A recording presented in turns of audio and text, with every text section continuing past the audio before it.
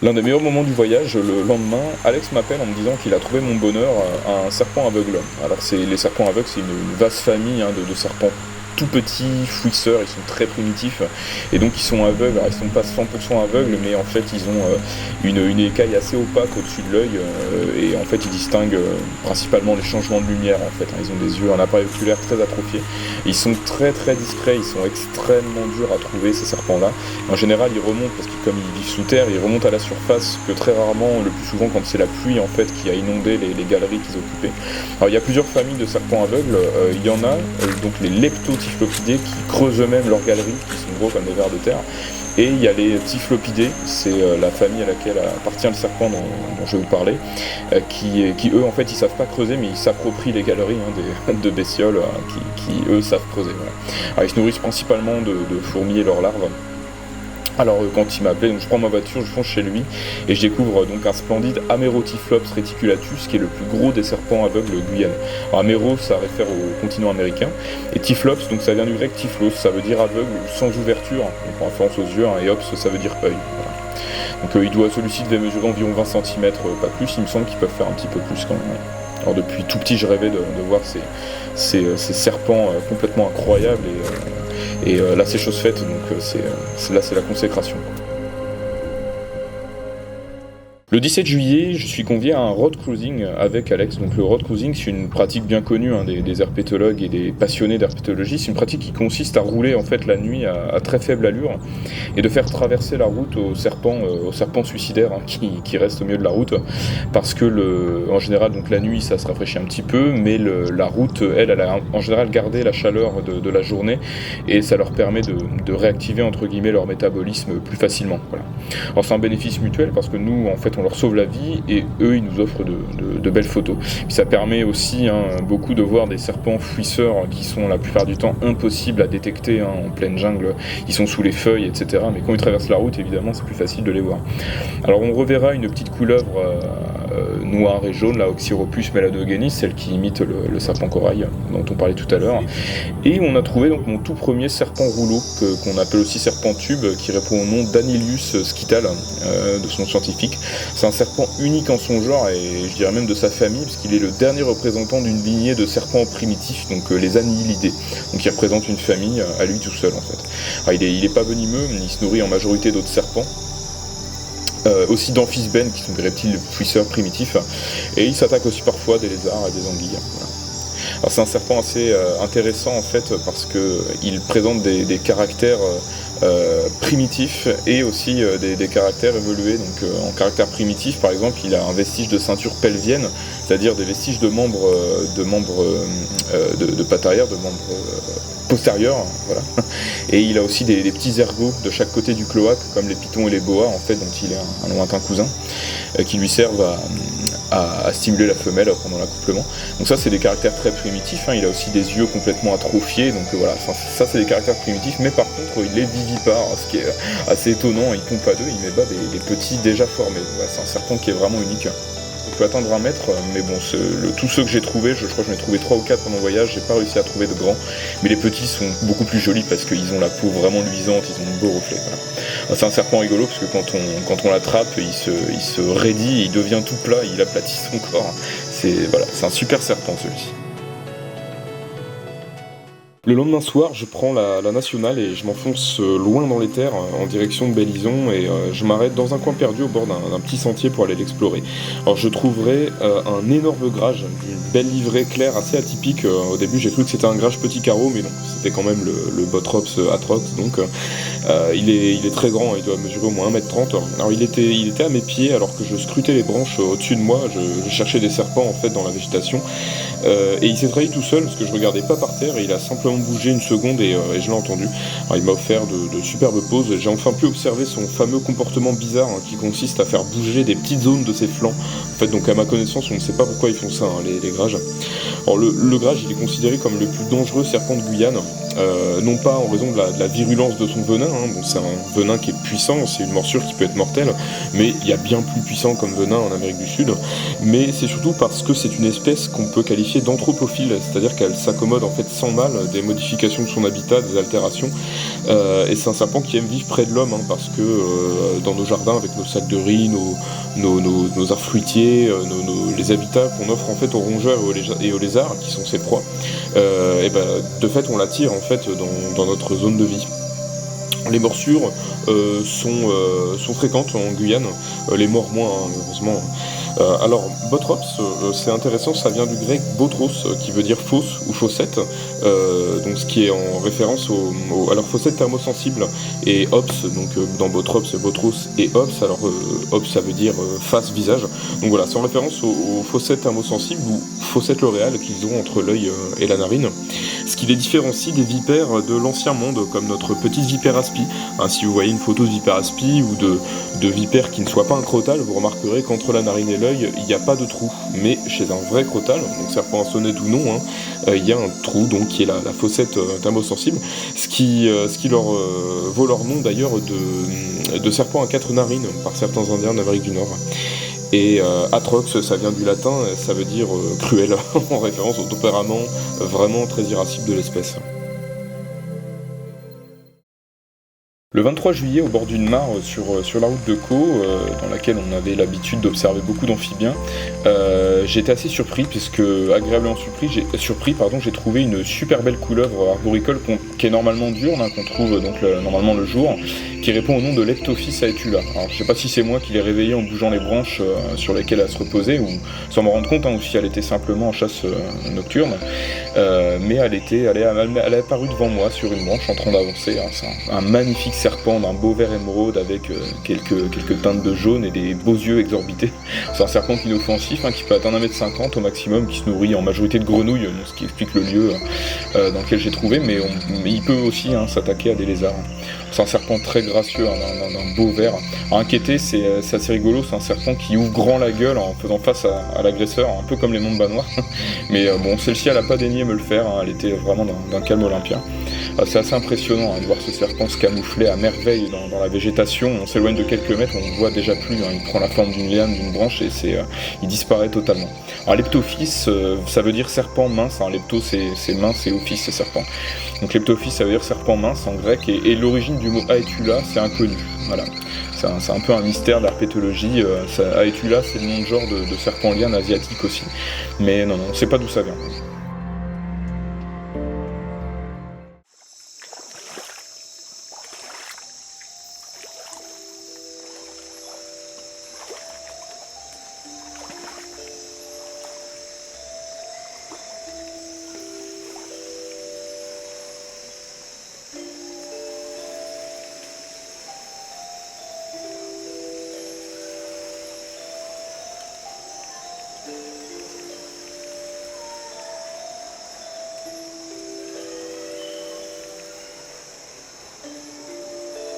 Alors 2 jours après, j'ai eu la surprise en forêt de Caux, au bord d'un chemin inondé, de trouver un très beau grage encore, hein, qui était bien marqué celui-ci. Il était splendide parce qu'il était maculé de gouttelettes de pluie, ça y donnait un air un peu de couronne ornée de pierres précieuses. Et il était très coopératif parce qu'il m'a laissé l'approcher à quelques centimètres sans montrer le moindre signe d'inquiétude ou d'agressivité, il s'est même pas enfui. Bon, c'est aussi, hein, ce qui le rend dangereux, hein. Mais voilà, belle surprise ce soir-là. Le 29 juillet, avec mon pote Alex, on a décidé d'aller prospecter le sentier du Loyola. Alors c'est une forêt secondaire qui est vraiment périurbaine, hein, c'est juste à côté des grands axes de la ville de Rémire-Montjoly en fait. Mais ça veut pas dire qu'on n'y trouvera rien, hein, puisque alors la soirée était sèche et vraiment peu prometteuse, mais bon, c'est à chaque fois qu'on dit qu'on va rien voir qu'on voit les trucs les plus sympas. Alors ce soir-là, Alex a trouvé une couleuvre qu'on appelle couleuvre des jardins, qui répond au nom de Mastigodrias boderti. C'est une couleuvre diurne normalement, qui est inoffensive, hein, qui se nourrit de grenouilles, de lézards, voire d'oiseaux, et bien sûr, comme beaucoup de serpents, de petits mammifères. On a également trouvé un splendide serpent arboricole du nom de Imantodes kenkoa, qui est un serpent entre guillemets liane. Il est tout fin. Alors, depuis l'enfance, j'ai toujours rêvé de voir ce serpent. Il est vraiment magnifique. Il est tellement fin, on a peur de le casser, quoi. C'est un serpent vraiment atypique. Il a une tête vraiment rigolote. Il a des grands yeux exorbités. Alors il est venimeux, mais bon, il reste inoffensif pour l'homme, évidemment. Il se nourrit en majorité de lézards et de grenouilles. Alors c'est un serpent qui porte bien son nom, puisque Imantodes, ça vient du grec Imantos Eides, je ne sais pas si je le prononce correctement, et ça veut dire semblable à une lanière ou une ficelle, voilà. Et Kenkoa, c'est un nom propre, c'est dérivé du nom Kenkoalt, qui serait en fait le nom donné à serpent par certains Amérindiens. Le 4 août, Julien sauvera une grande couleuvre qui était en plein milieu de la route, Spilotes sulfureus, qu'on appelle le chasseur soufré localement. Et donc il m'a appelé pour aller la relâcher loin du danger des voitures. Alors c'est un serpent inoffensif, mais qui est très puissant, qui sait se montrer intimidant, puisqu'elle gonfle, il gonfle sa gorge d'air pour paraître plus gros. Alors c'est un grand serpent qui peut atteindre 2,60 m, et le nôtre il faisait bien les 2 mètres. Alors, Spilotes sulfureus, c'est un serpent qui mange principalement des oiseaux, surtout des poussins en fait, ainsi que des rongeurs, des lézards, qui tuent par constriction, vu qu'il est pas venimeux. Alors Spilotes, ça vient du grec spilotos, ça veut dire taché, et sulfureus, ça veut dire de la couleur du soufre, donc en référence au jaune en fait qu'on voit sur sa gorge et le long de ses flancs. Voilà.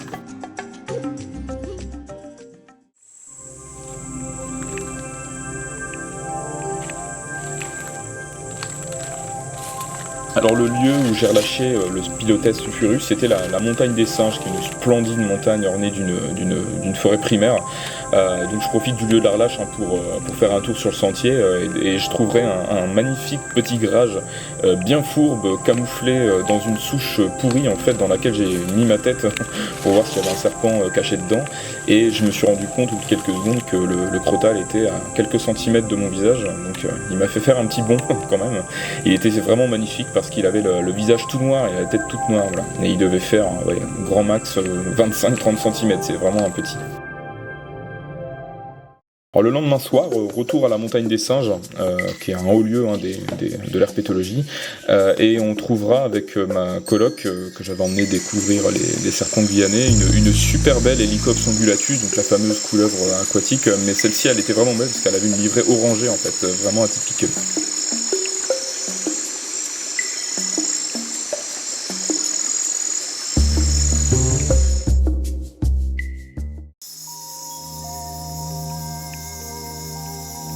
Le jour suivant, petit road cruising en solitaire sur la route de Caux, et je trouverai un autre petit serpent rouleau, le fameux Anilius quital. Alors, on n'a pas dit ce que ça voulait dire. Alors Anilius quital, c'est un du grec Anilios, qui serait le nom donné à un serpent aveugle sur l'île de Chypre. Voilà. On se demande où ils vont chercher des fois, faire le lien entre un serpent d'Amazonie avec un serpent chypriote.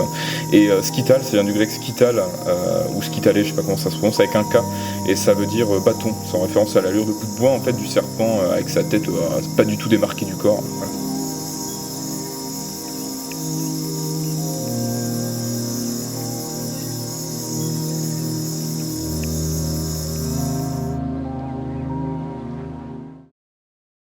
Le surlendemain, je retourne au fameux sentier du Rorota, la forêt secondaire dont on parlait tout à l'heure, dans l'espoir de voir quelles autres espèces de serpents en fait je peux observer en forêt secondaire.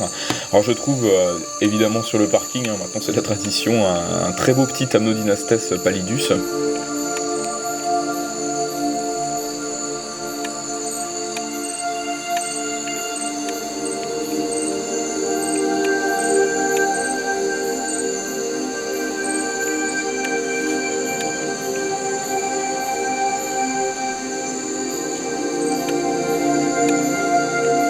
Et dans le sentier, je trouve 2 petits Mastigodrias boderti, donc la couleuvre des jardins, mais cela étaient des juvéniles, donc ça m'a permis de voir la livrée en fait des jeunes qui est totalement différente de celle des adultes, et ils me font d'ailleurs penser aux juvéniles de la couleuvre d'Esculape qu'on trouve en France, je trouve qu'ils se ressemblent beaucoup.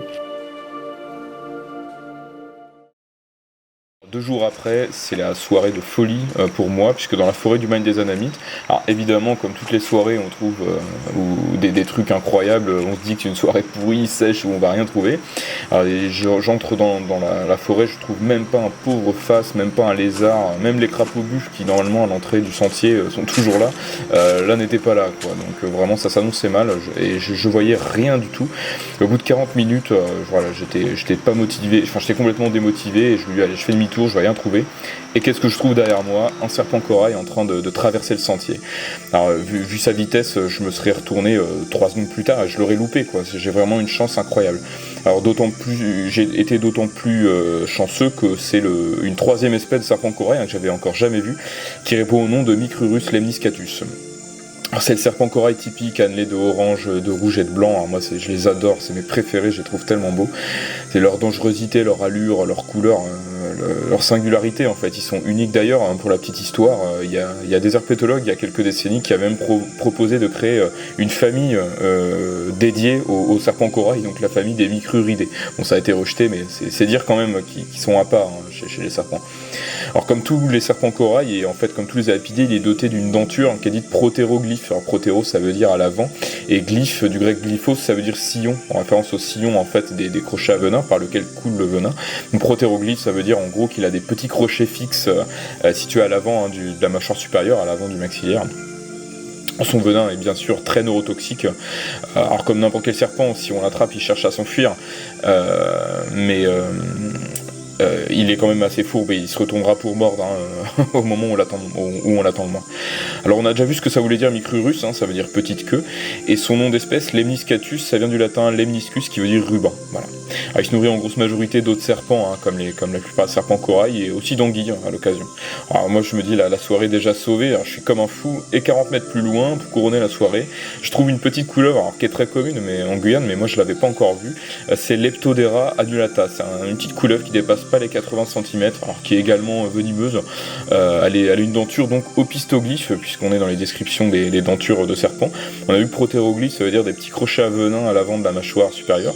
Alors opisto, ça veut dire en retrait, en arrière.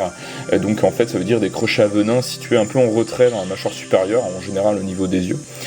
C'est le cas par exemple de notre couleuvre de Montpellier, hein, nationale, qui elle aussi a des crochets en arrière. L'immense majorité des couleuvres opistoglyphes sont inoffensifs pour l'homme, mais il y a quelques exceptions et pas des moindres, comme le fameux boomslang, hein, en Afrique, qui est l'un des serpents les plus venimeux de la Terre. Ce qui n'est pas le cas évidemment de celle-ci, qui est vraiment inoffensive. Alors c'est une grosse mangeuse de grenouilles et elle s'attaque même à leurs œufs, hein. Alors Leptodera, ça vient du grec, donc leptos ça veut dire fin, dera c'est le cou, donc serpent à cou fin, hein, littéralement. Et annulata, ça vient ça vient du latin annulus et ça veut dire annelé. Voilà. Alors le lendemain, avec mon pote Julien, nous relâchons en lieu sûr un énorme serpent aquatique du nom de Pseudoeryx plicatilis. Alors lui c'est vraiment un serpent légendaire en Guyane. Alors ce qui est assez rigolo, c'est que moi ce serpent, je l'avais vu dans le fameux livre de Fausto Sarras, hein, sur les serpents et amphisbènes de Guyane, mais malheureusement dans le livre il n'y a que des photos d'un juvénile, d'un tout petit qui doit faire 20 cm, donc ça m'a pas plus marqué que ça. Je veux dire, il a pas une couleur incroyable, je me suis dit c'est une énième couleuvre aquatique avec les yeux sur le dessus de la tête. Et en fait j'avais pas compris qu'il pouvait atteindre plus d'1 mètre, qu'il était absolument énorme, qu'il avait des super grandes dents et qu'il avait un caractère extrêmement irascible. Voilà. Alors, il est inoffensif, hein, mais croyez-moi, la morsure fait très mal. Alors, parce qu'en fait les serpents aquatiques la plupart du temps sont piscivores, donc qui se nourrissent de poissons, et ont souvent des dents très longues, parce que les poissons c'est visqueux, il faut pouvoir les retenir, et si jamais ils s'enfuient ils peuvent aller dans des anfractuosités où on ne pourra pas les retrouver. Donc voilà, c'est pour ça que les serpents aquatiques en général ont des longues dents. Alors c'est un serpent très particulier, mais on dirait qu'il a l'écaillure qui ressemble à celle d'un poisson. C'est vraiment un serpent à part. Et ça peut sembler un détail, mais c'est pour dire à quel point il est unique aussi, celui-ci. Il a une écaille internasale unique. Normalement les serpents en ont toujours deux. C'est une écaille en fait qui est sur le museau, pour faire simple, à côté des narines, et entre le front entre guillemets et les narines. Et lui il en a une seule qui traverse la tête de gauche à droite. C'est assez rigolo. Alors oui, comme on l'a dit, il peut atteindre 1m15, et le nôtre, hein, il faisait bien plus d'1 mètre, pour sûr. Alors avant de m'avoir férocement mordu le doigt et le mollet, il repartira dans le marécage, ou pri-pri, hein, comme on dit ici, où on le laissera vivre le reste de sa vie. Alors son nom de genre, Pseudoeryx, c'est assez intéressant, c'est une allusion au fait qu'avec sa tête, en fait, qui est pas du tout démarquée du corps et son corps boudiné, il ressemble à des petits boas fouisseurs du genre Eryx, en fait, qui vivent en Afrique, au Moyen-Orient et en Asie. Donc Pseudoeryx, voilà, vous avez compris, il ressemble à ces fameux bois par sa morphologie. Et Plicatilis, c'est son nom d'espèce, en latin ça veut dire plissé, mais on ne sait pas pourquoi ça a été choisi, ça.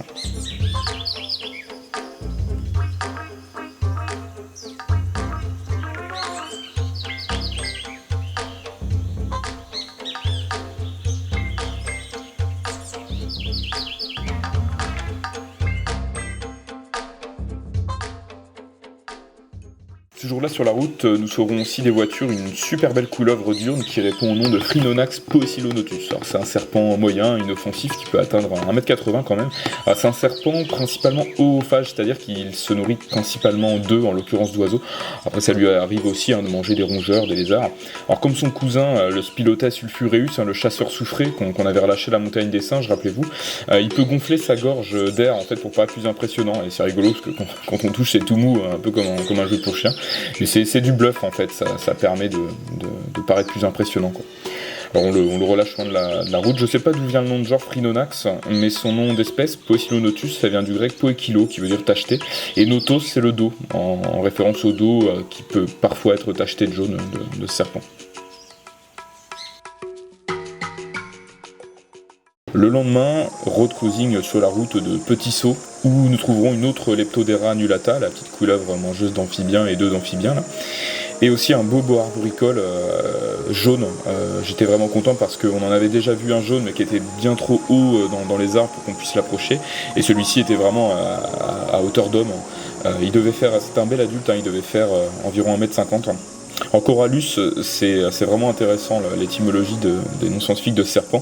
Corallus, ça a été choisi par l'herpétologue Dodin en 1803 et ça fait référence au Corral. C'est un peuple barbare qui est décrit dans les œuvres d'Ovide.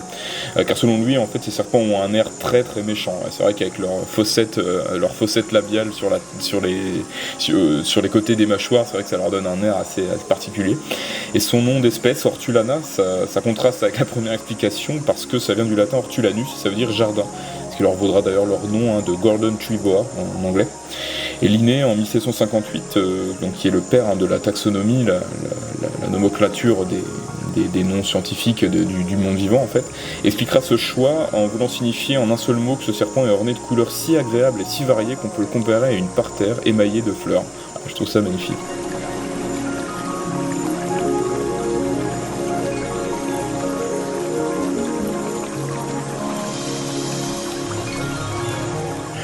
Alors, ensuite, on a vu un splendide petit pseudoboa coronata, qui est une couleuvre venimeuse, mais qui est également inoffensive pour l'homme. C'est un serpent rouge vif, magnifique, et ses écailles, quand on les regarde de près, on a l'impression qu'elles sont transparentes. C'est vraiment un super serpent. Alors c'est un serpent qui peut frôler les 90 cm et qui se nourrit de lézards, de micro-mammifères et parfois de petits serpents. Alors pseudoboa, ça s'explique par le fait qu'à l'époque de sa description, au 19e siècle, les herpétologues pensaient qu'il n'y avait que les boas qui pouvaient avoir les écailles sous-caudales, donc les écailles qui sont sous la queue, entières, donc non divisées. Ce qui est le cas en fait de cette petite couleuvre, donc on l'a appelée pseudoboa. Voilà, ça n'a plus vraiment de sens aujourd'hui. Et coronata, bon évidemment ça vient du latin corona, il n'y a pas besoin d'expliquer en ce moment ce que ça veut dire, ça veut dire couronne.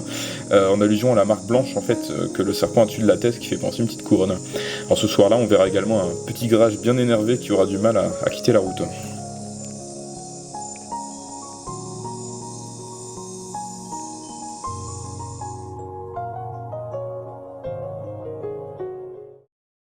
Ce soir-là, donc on dort en carbet, en hamac, sauf que la nuit, dans mon hamac, je suis réveillé par une très grosse pluie. Alors je peux pas m'empêcher de repartir sur la route en me disant que la pluie allait faire sortir les serpents. Alors bon, il était 4h du matin, donc à cette heure-là, il y a beaucoup moins de serpents qu'en début de soirée. Et je trouverai qu'un seul serpent en plus de 2 heures de prospection, mais pas des moindres, puisqu'il s'agissait d'un serpent vraiment peu commun, Atractus flammigerus. Donc c'est un tout petit serpent, il peut atteindre 50 cm, mais le mien faisait dans les 20 cm. Et en plus, celui que j'ai trouvé avait une livrée vraiment atypique pour cette espèce. Alors c'est un petit serpent totalement inoffensif qui se nourrit exclusivement de vers de terre. Voilà. Alors Atractus, ça vient du grec atractos, ça veut dire fuseau, en allusion en fait à la forme de la tête du serpent, ou même de la forme du serpent entier. Et flammigerus, ça vient du latin flammiger, c'est-à-dire qui porte la flamme ou le feu en référence à la livrée. C'est vrai qu'avec un peu d'imagination, on peut trouver que ça ressemble un peu à des flammes.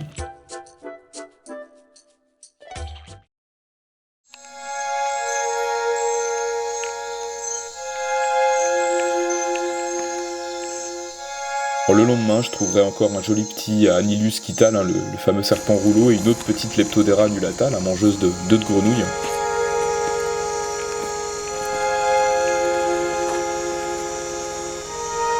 Et les jours qui suivirent, donc, je participais à une expédition de 4 jours sur Petit Saut, sur une île où je verrai, à mon grand regret, aucun serpent. Alors, au total, j'aurais vu une quarantaine de serpents répartis en 23 espèces différentes, ce qui est vraiment un bon score, hein, parce que contrairement à une idée répandue, la jungle ne grouille pas de serpents, hein, à mon grand regret. On a cette image, hein, de voilà, la jungle qui regorge de bestioles insolites à n'en plus finir. J'aimerais que ce soit le cas, mais non. En fait, pour faire simple, en Europe, il y a une faible diversité d'espèces de serpents. En France, par exemple, on n'en a que 13, c'est déjà pas mal.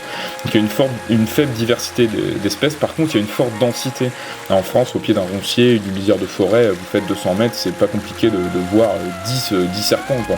Alors que sous les tropiques, c'est l'inverse. Il y a une très forte diversité d'espèces, en l'occurrence plus d'une centaine pour la Guyane, mais une très faible densité, quoi. Kilomètre carré, il y a très peu de serpents, donc ils sont durs à observer. Il faut vraiment beaucoup sortir pour les voir. Alors hélas, l'anaconda et le bois émeraude ne furent pas au rendez-vous, malgré une recherche active. Bon, ça, ce sera pour la prochaine fois. Merci à vous d'avoir regardé, de m'avoir écouté, et puis n'hésitez pas à laisser vos commentaires, vos impressions, hein, d'aller faire un tour sur le site où vous pourrez voir les photos des serpents et aussi des amphibiens, des invertébrés, hein, de ce voyage en dehors de ce qu'on a montré dans la vidéo. Merci à vous, à bientôt.